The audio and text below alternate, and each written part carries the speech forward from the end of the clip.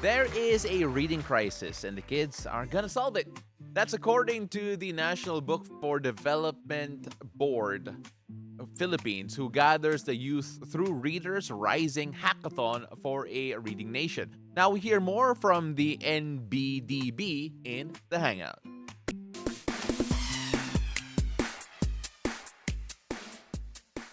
Now we are now joined today by Yazhmin Malajito, Reading Campaign Section Head, Readership Development Division of the NBDB. Beautiful day, Yasmin. A beautiful day and happy anniversary to you Thank you guys. Thank so you so much. much. All right, first off, let's start off first with your organization, right? So the NBDB, for those who don't know what that is, could you explain to us what the purpose of this organization is? Sure. The NBDB, or the National Book Development Board, is a government agency. And we are mandated to promote readership as well as the development of the book publishing industry. So kasama dyan yung mga creatives natin like authors and illustrators and of course yung readers natin. And you have this upcoming event. It's called Readers Rising Hackathon for a Reading Nation. Can you explain to us the concept of this event? Of course, Readers Rising, it is organized by the NBDB.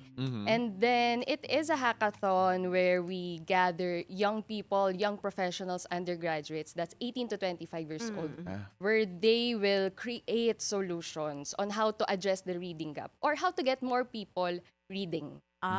So they need to come up with hacks Yeah. on how to. Yes. Kaya siya hackathon. Oh, it sounds very That's- IT. I know it does. So we had a Uh-uh. different, no, we thought of something different when we were discussing this beforehand, hackathon. So they're going to come up with hacks to solve yung reading crisis here in our country. Correct. That's either through an app or a campaign, event, stuff like that. So trying to find that ideation, no? Just to make sure that we solve this issue. Now, one of the reasons why we are talking about this issue is because your research in particular showed that 42% of adults read non-school books. Only 42% of adults read Yes. non-school books. Now, syempre, when we're talking about adults, I can only imagine what that could mean for the youth when talking about non-school books. Now, why do you feel na kailangan natin i-expand to?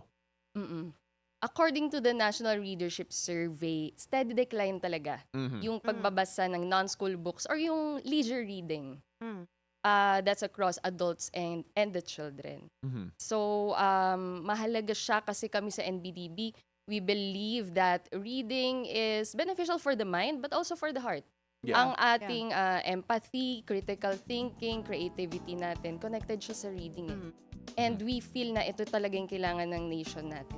Yeah. And there's no shortage of works, whether you want Filipino work, whether you want English work. I think we have to emphasize that talaga yung may shortage siguro yung readers. Is that a fair characterization of yung situation natin ngayon? It is kasi yes, marami tayong there is a wealth of Filipino authored books. Ang dami rin nating publishers sa Pilipinas.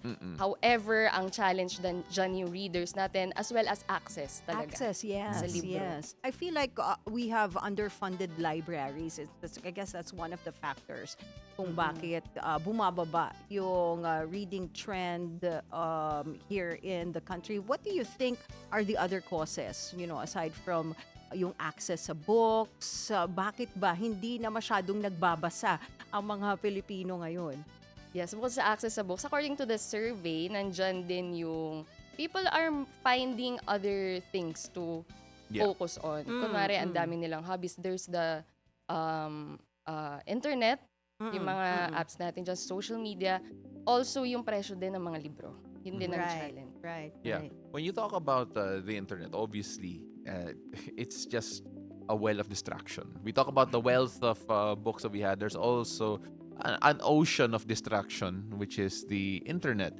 When we talk about how technology has made things difficult for reading in particular, is there a way, or do you feel that there have been ways for technology to actually help in terms of encourage readership in general? Definitely. Maraming challenges yung internet ngayon, napapaikli niya yung attention span ng mga tao. Yeah. However, kami naniniwala na hindi siya entirely evil.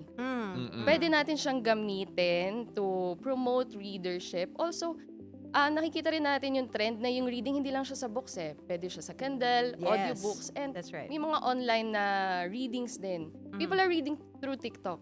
Yeah, Yung mga yeah. ganon Yung tayo. book talk.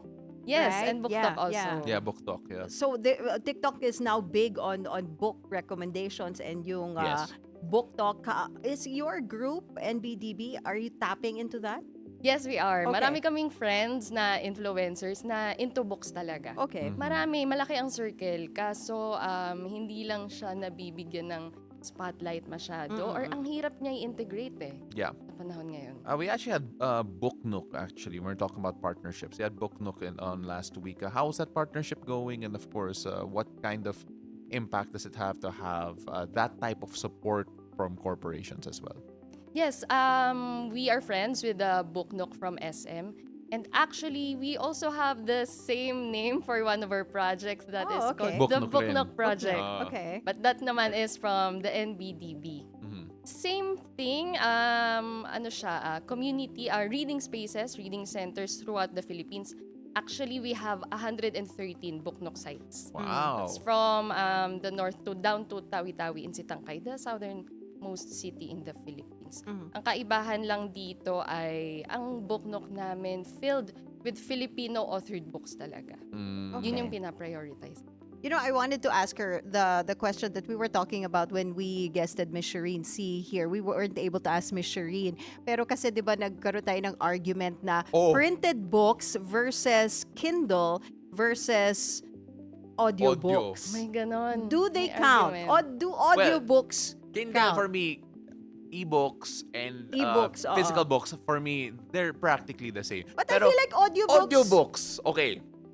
Does that count? Where do you stand on Oo, audiobooks yes. being part of reading? Oo naman. You think You audio? see? It is a book. See, it's in a the name. book. Oo. I mean, like, you listen to it. You Parang listen to it. podcast eh. For me, but at the same time, you still get information, diba? Yes. Yeah, but then- everything that the book wants to make you feel, all the emotions, you still get it. But you just don't read it. You Sorry listen to it. Naalala ko kasi yung nanay ko eh. Naalala ko sa yung nanay ko. Oh, you read with your eyes, not your mouth. Diba? I mean, But do you feel Ma, that it's evolving. Yeah, I know it it's is evolving. And do you feel that this, helps also up yung level ng readers, yung audiobooks and all these new technologies? Yes, especially among adults. Yung mga walang time, they listen to audiobooks sa car nila, during their commute. Oh, I do that. Yeah. Tsaka yung format niya, people are just reading books. Yun lang naman talaga yung papakinggan mo. It's very different They're just from a reading it podcast. out loud, diba? Yes. Yes. As in like chapter 1, everything. I am against this thought. But of course, you know what? I agree to disagree. Yan na lang. Okay, yeah, because I want to go and talk about this hackathon a bit more. Kasi syempre, we're all here to talk about obviously the declining leadership. Readership. We want to make sure that kids, even adults, start reading more. So when we talk about the mechanics of your hackathon, what does that gonna look like? We started with the call for proposals. Ang daming nag-submit na young people from different universities, from different cities in the metro and outside the metro.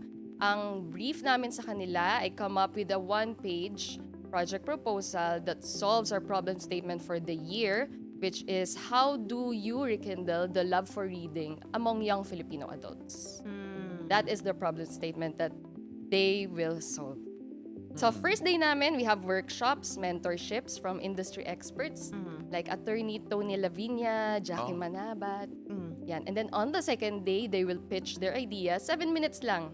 Tapos feedback from the mentor judges. And then kung sinong pasok sa criteria namin, kung sinong magtotop, sila yung mabibigyan ng prizes namin. And what are those prizes, if you don't mind us asking? Cash prizes.